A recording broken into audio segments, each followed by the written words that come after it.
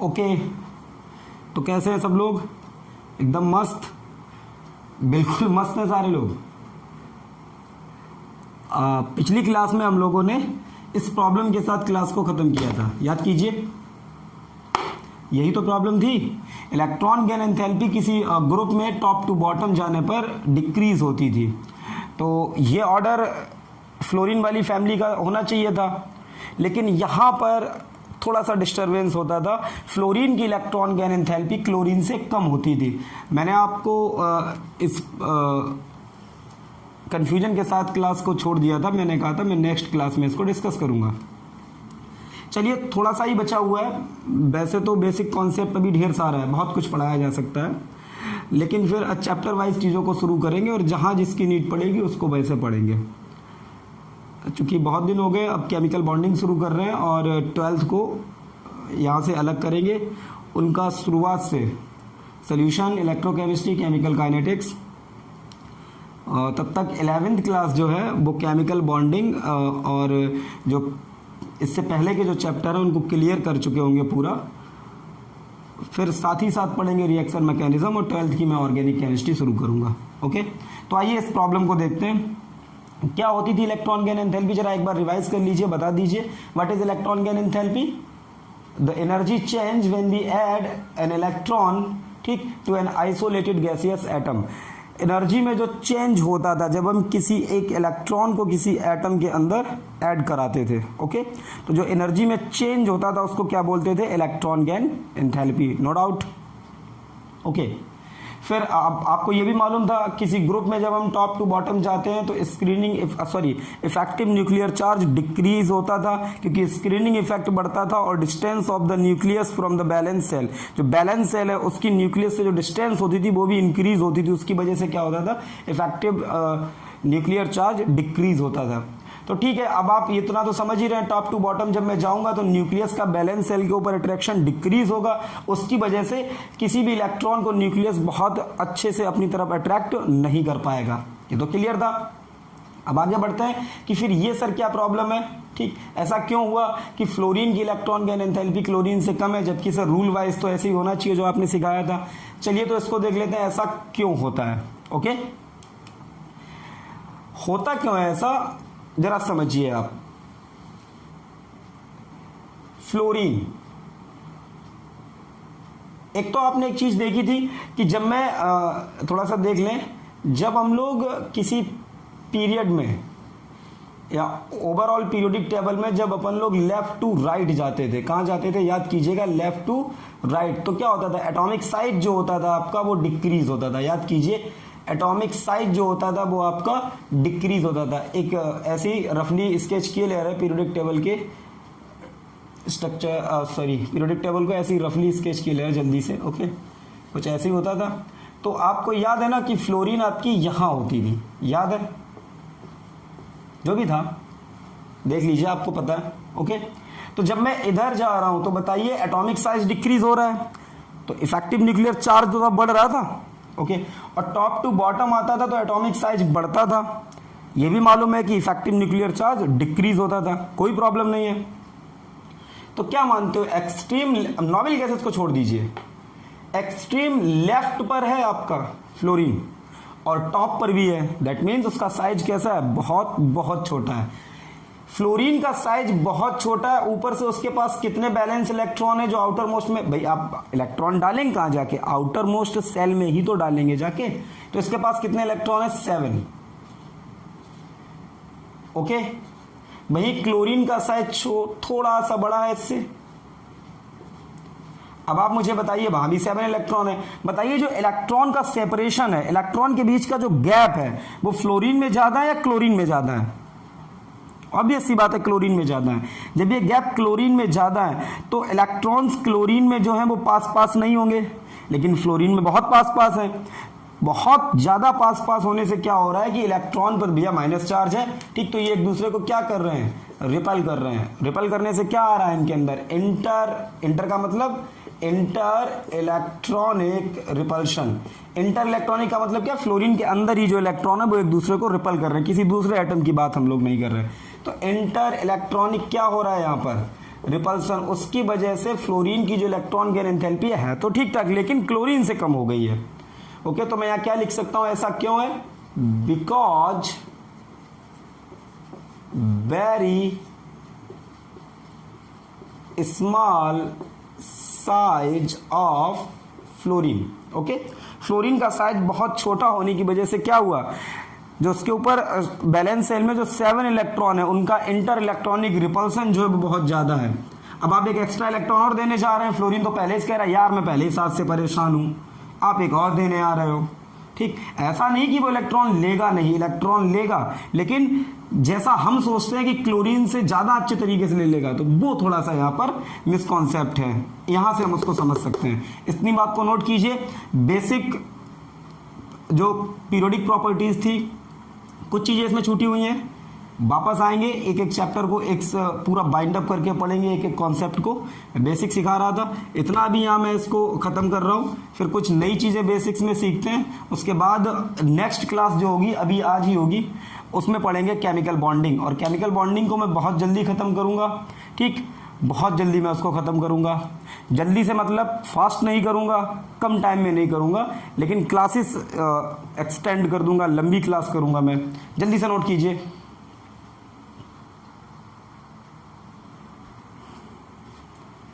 कर लिया होगा?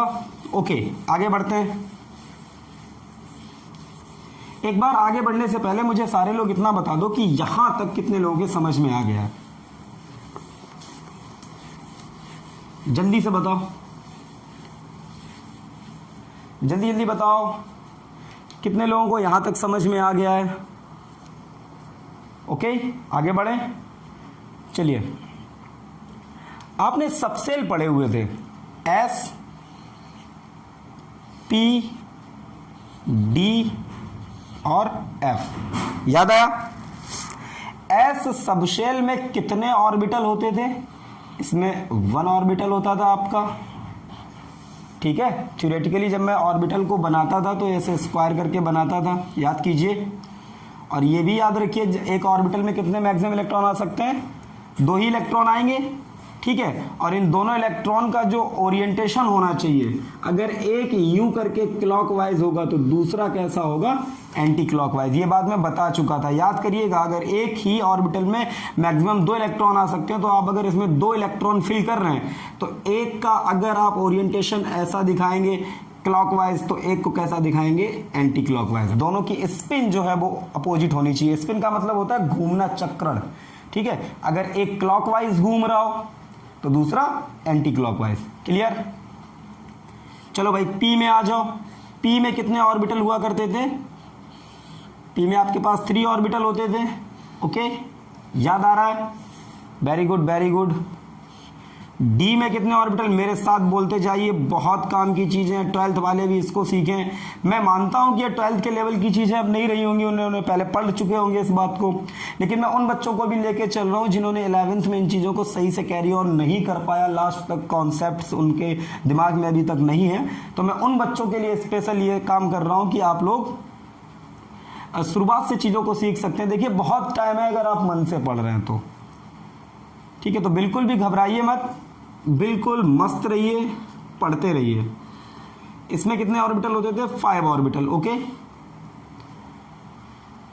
और आपका F जो सबसेल होता था, इसमें कितने ऑर्बिटल होते थे? 7 ऑर्बिटल। याद आ रहा है आपको? 1 2 3 4 5 6। ओके, 7 हो गए।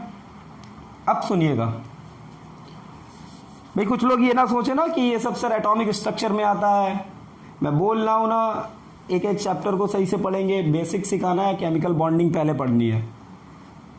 मैं बात कर रहा हूं किसकी? इनके शेप्स की।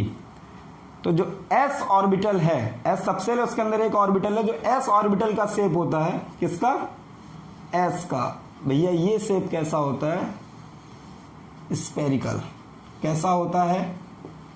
स्फेरिकल। ये सारे एक्सपेरिमेंटल फैक्ट्स हैं, आपको इन बातों को याद रखना है। s ऑर्बिटल का शेप कैसा है? स्फेरिकल।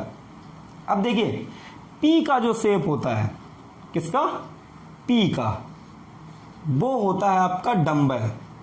डंबल देखा है ना आपने, यूं करके। ओके, और जो डी होता है उसमें होते हैं डबल डंबल, कुछ यूं।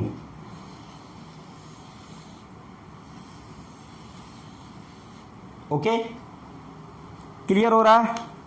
इतनी बात क्लियर हो रही सबको? नोट कीजिए पहले इन बातों को जल्दी से। अब देखिए है क्या, P में आपके पास ये 3 ऑर्बिटल्स हैं, तो इनका रिप्रेजेंटेशन या मतलब मैं इनको कैसे डिनोट करता हूं, कैसे दिखाता हूं, इसको बोलता हूं px, इसको बोलता हूं py और इसको बोलता हूं pz। पहले आप सुनिए, सिर्फ समझ में आएगा आपको। ऐसी जो d ऑर्बिटल है, कौन सा ऑर्बिटल है? d सबसेल है, इसमें 5 ऑर्बिटल है। इनकी नेमिंग कैसे होती है? इसको बोलते हैं d xy, इसको बोलते हैं d yz, इसको बोलते हैं d zx, इसको बोलते हैं d x square minus y square और इसको बोलते हैं d z स्क्वायर। ठीक है, f के बारे में, इसके शेप के बारे में हमें कोई भी जानकारी नहीं होती है, मुझे नहीं है ही नहीं। ओके, तो s का शेप कैसा? स्पेरिकल, p का डंबल, d का double dumbbell. Okay, p subshell में कितने ऑर्बिटल हैं? 3 ऑर्बिटल। कैसे इसकी naming? px, py, pz। Okay, d में कितने हैं? 5 ऑर्बिटल हैं, इसकी नेमिंग कैसे? dxy, dyz, dzx, dx square minus y square and dz square. पहले इतना नोट कीजिए जल्दी से। ओके, नोट कर लिया होगा आपने? बच्चा लोग जल्दी जल्दी नोट कीजिए, टाइम मत लगाइए। कई लोग कह रहे हैं कि सर हम तो नोट कर चुके हैं, आप ही गायब हैं। ओके, आ रहा हूं मैं। देखिए मैंने आपके लिए ये शेप्स बनाए हुए हैं और आगे इनकी नीड पड़ेगी, फिलहाल तो आपने समझ ही गए होंगे। मैं दिखाई दे रहा हूं एस ऑर्बिटल, तो जो एस का शेप होगा ना वो यूं होगा, स्पेरिकल। अब ये स्पेयर तो नहीं है ना, 3D नहीं बना सकता हूं, लेकिन आप समझ सकते हैं इसको। ओके, एस का शेप कैसा? यूं ऐसे करके स्पेरिकल। और जो आपका P है, कौन है? P, तो P का शेप यूं रहेगा आपका डंबल।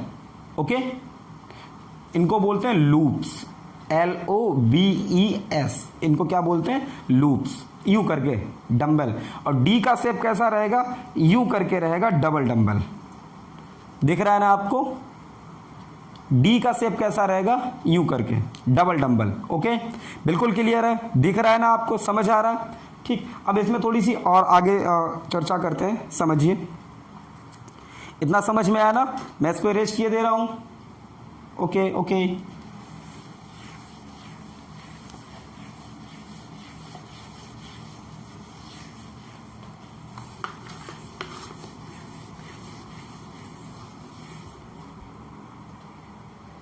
समझिए जरा। मैं एक क्यूब लेता हूं, मैंने क्या किया? एक क्यूब ले रहा हूं मैं।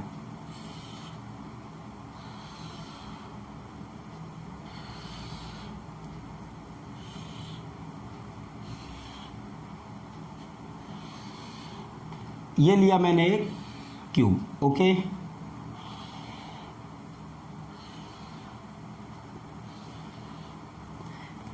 इसमें मैंने क्या किया? ये जो एक्सिस है, कन्वेंशनली मैंने अभी इसको क्या माना है? X axis. ये जो एक्सिस है इसको मैंने अभी कन्वेंशनली क्या माना हुआ है? By axis. और जो आपकी तरफ आ रही है इसको क्या मैंने माना है? जेड एक्सिस, और इसको माना है ओरिजिन। ओके, बिल्कुल क्लियर है? अब समझिएगा, जो आपका एस ऑर्बिटल है उसका शेप कैसा है? स्पेरिकल। ओके, तो ये आपको क्या लग रहा है? ये सिमेट्रिकल है, एक्स एक्सिस के अबाउट भी, बाई एक्सिस के अबाउट भी और जेड एक्सिस के अबाउट भी। समझिएगा भाई, spare is a symmetrical structure. उसको आप जब यूं रखेंगे स्पेयर को, तो वो सारी डायरेक्शन में एक्स बाई जेड किधर भी ले लीजिएगा सिमेट्रिकल ही आपको नजर आएगा। लेकिन जब मैं P सबसेल की बात करता हूं और उसमें अपने पास कितने ऑर्बिटल्स हैं? 3 ऑर्बिटल्स हैं। कौन कौन से हैं भैया? Px, Py और Pz। ओके, तो Px कौन सा है? Px जो आपका डंबल किधर होगा? एक्स एक्सिस में। ओके, कोई डाउट? ऐसे ही मैं आपसे पूछूं कि पी वाई किधर है तो आप क्या बोलेंगे मुझसे? सर देखिए जो जेड एक्सिस की ओरिएंटेशन में है, अलोंग द जेड क्यों sorry along the Y, P Y. ये कौन सा है? P X. ये कौन सा है? P Y. अब मैं पूछता हूं आपसे, बताओ बच्चा पी जेड, तो आप कहेंगे sir along the Z axis. तो ये जेड एक्सिस आपने हमारी तरफ यूं करके बाहर को, तो वो यहां पर है। ठीक है, मैं थोड़ा सा आपको समझाता हूं। सर पी एक्स, तो मैंने कहा ये रहा आपका पी एक्स, ऐसे। ये भी 3D स्ट्रक्चर, ये भी है, ये लूप यूं करके, समझ रहे हैं ना? पी एक्स, ये पी वाई, और ये है आपका P Z. Clear? P X, P Y, P Z, P X, P Y, P Z. Clear? कोई डाउट? आई होप आपको कोई डाउट नहीं है। ये कौन सा है आपका? P Z. क्लियर हो गया? इसके बाद बात करते हैं, इतना इतना क्लियर हो गया बिल्कुल? चलिए हटाइए इसको। ओके, इसके बाद जो डी सबसेल था उसमें कितने ऑर्बिटल थे आपके पास? डी सबसेल में कितने ऑर्बिटल थे बताइए मुझे? तो डी सबसेल में हम लोगों के पास ऑर्बिटल थे कितने? 5। नेमिंग बताइए। D X Y, D Y Z, D Z X, D X square minus Y square और डी जेड स्क्वायर। अब उन पांचों ही ऑर्बिटल की क्या देखेंगे अपन लोग? ओरिएंटेशन कैसे रहते हैं वो लोग। तो डी सबसेल था जिसमें कितने ऑर्बिटल हुआ करते थे? 5 ऑर्बिटल, 1 2 3 4 एंड 5। ये कौन सा? D X Y, D Y Z, D Z X, D X square minus Y square, D Z square. आपको दिख रहा होगा ये जो 3 हैं ये वाले,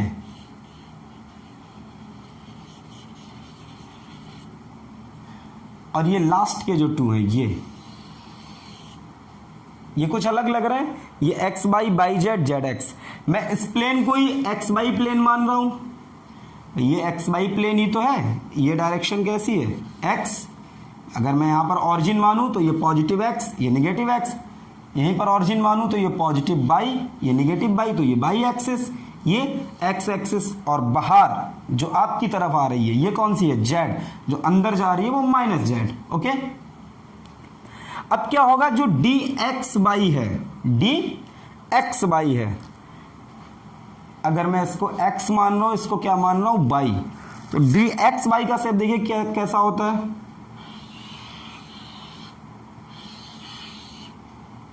यहां पर जो आपके लूप्स हैं वो किस प्लेन में है?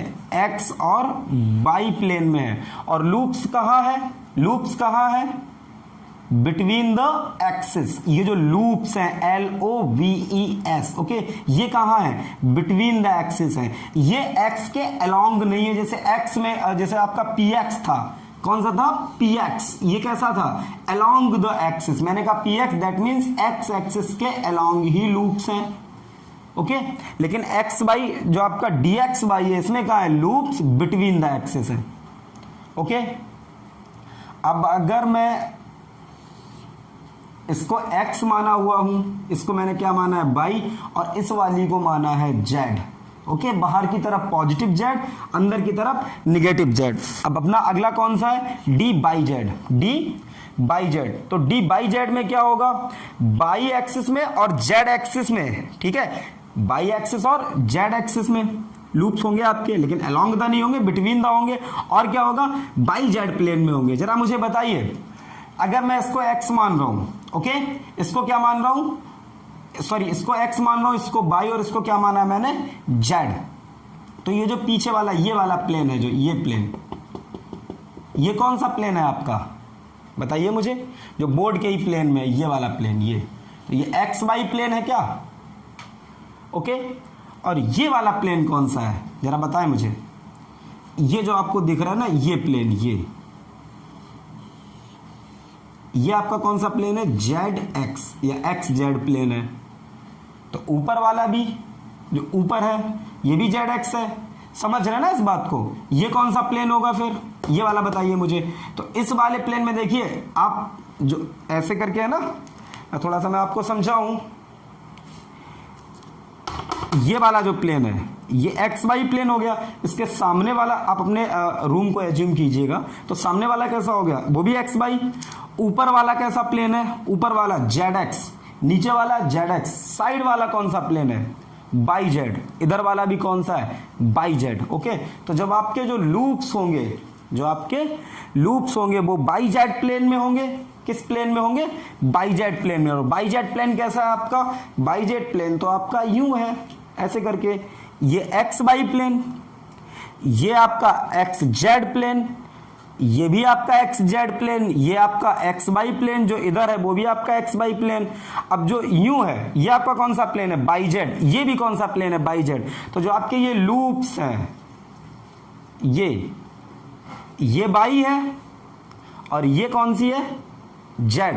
तो लूप्स आपके यूं होंगे, ऐसे करके, बिटवीन द एक्सिस।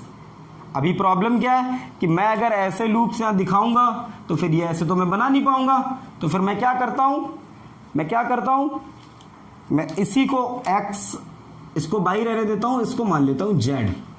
ओके, ये जेड है। चूंकि अब 3D में आप बना नहीं सकता हूं तो मैंने इसको जेड मान लिया। और लूप्स कहां होंगे?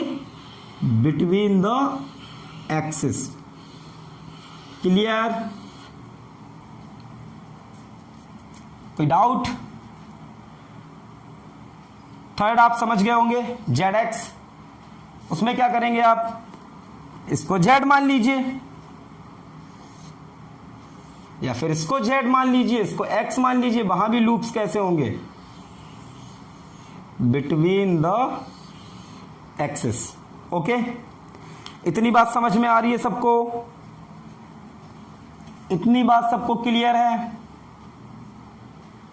जल्दी से बताइए।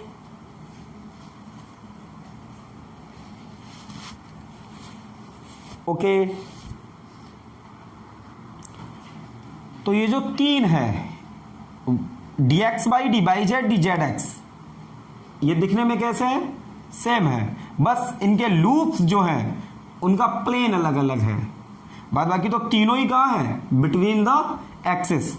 अभी दो और बचे, उनका भी देख लेते हैं। इनको बना लीजिए जल्दी से। बॉन्डिंग के लिए ये सब आपको याद होना चाहिए। ये सारे एक्सपेरिमेंटल फैक्ट्स हैं, आपको याद रखने पड़ेंगे इन सबके शेप्स। और कहां है इनके लूप्स? अलोंग द एक्सिस है, बिटवीन द एक्सिस है, ये भी आपको याद रखना पड़ेगा। नेक्स्ट वन कौन सा है? D X square minus Y square. तो मैंने क्या करा? इसी प्लेन में लिया, इसको क्या माना? एक्स एक्सिस, इसको क्या माना? By axis. यहां क्या होता है? यहां जो लूप्स हैं वो होते हैं अलोंग द एक्सिस। कैसे होते हैं students? Along the axis. Okay, इन तीनों में कैसा होता था? Between the axis. D X square minus Y square में कैसे हैं? Along the axis. ठीक, ये सबसे डिफरेंट केस है डी जेड स्क्वायर। इसका स्ट्रक्चर देखिए थोड़ा सा, सॉरी, याद रखिए। अगर मैं इसको एक्स मान लूं यूं ही, और इसको मैंने क्या माना? जेड, तो यहां भी लूप्स कहां होते हैं? Along the axis. बस ये डिफरेंट सबसे कैसे है?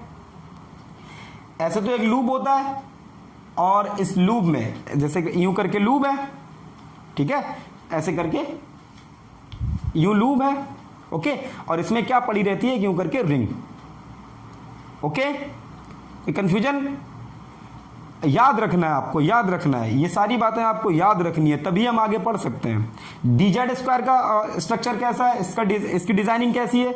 एक लूप होता है जो अलोंग द एक्सिस होता है, ये डंबल, इनके लूप्स जो है वो कहां होते हैं? अलोंग द जेड एक्सिस, और बीच में क्या पड़ी रहती है? क्यों करके रिंग। ओके, तो ये रही यूं करके एक रिंग। ओके, तो ये किसका स्ट्रक्चर है? डी जेड स्क्वायर, ये किसका है, D X square minus Y square. कोई डाउट, किसी को कोई डाउट नहीं है, ओके। ये कौन सा है, D x by D by Z और डी जेड एक्स, ये तीनों कैसे हैं, सेम। इन तीनों के लूप्स कहां होते हैं, बिटवीन द एक्सिस, इन दोनों के लूप्स अलोंग द एक्सिस, और ये रहे इनके डिजाइनिंग शेप, जो भी बोल लीजिए आप।